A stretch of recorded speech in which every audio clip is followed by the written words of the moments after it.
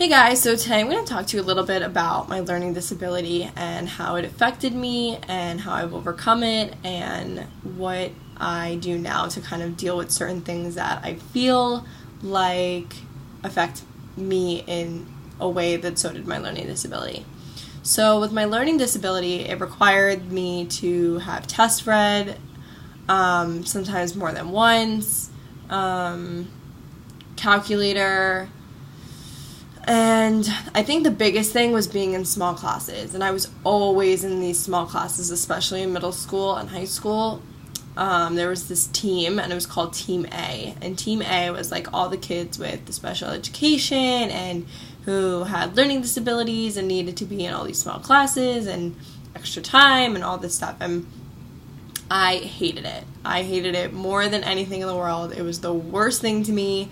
I felt stupid, I felt dumb, I couldn't understand why things weren't going my way. Why couldn't I understand math like everyone else? Why couldn't I be on Team D and be in the bigger classes? Like, I just didn't understand it. And I think eventually I did once I started to move out to those classes. Sometimes I would really struggle, and I didn't always do well. And I think that was the hardest, was because I was trying and I was doing everything I could, and it still wasn't seeming to be enough.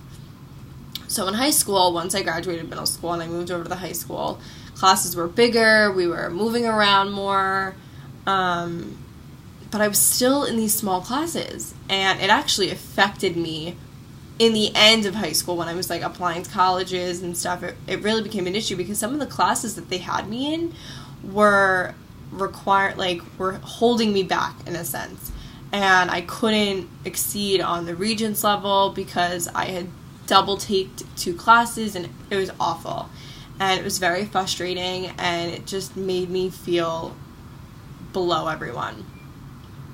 And when it came around to taking the ACT about my junior year, I had pretty much gotten out of all the small classes at that point, but I was still struggling. And so I took the ACT, and obviously I was not a great test taker. No matter, even if I had the extra readings or extra time, it's still just, I was never a good test taker.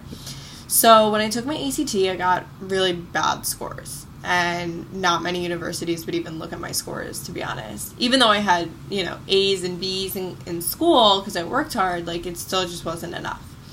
So when I applied to Lynn didn't require you to have your ACT, so obviously that was a good thing for me.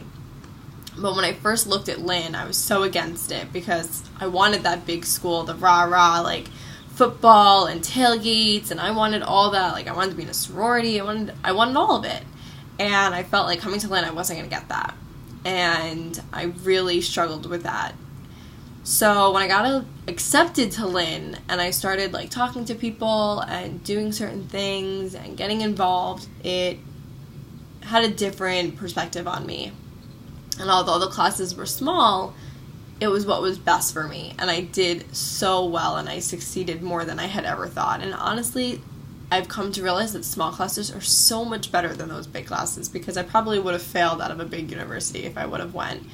And at Lynn, I was able to graduate a year early. So sometimes those learning disabilities, even though at the time seemed like the worst thing in the world, they actually were probably good because it got me to where I needed to be. And it's like Lynn kind of needed me.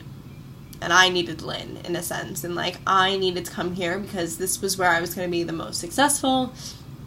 And now I was able to graduate with my bachelor's a year earlier than I had ever thought I would have graduated. And if you would have told me that in middle school and high school, that I would have graduated college a year early than my classmates, I would have told you that's not possible.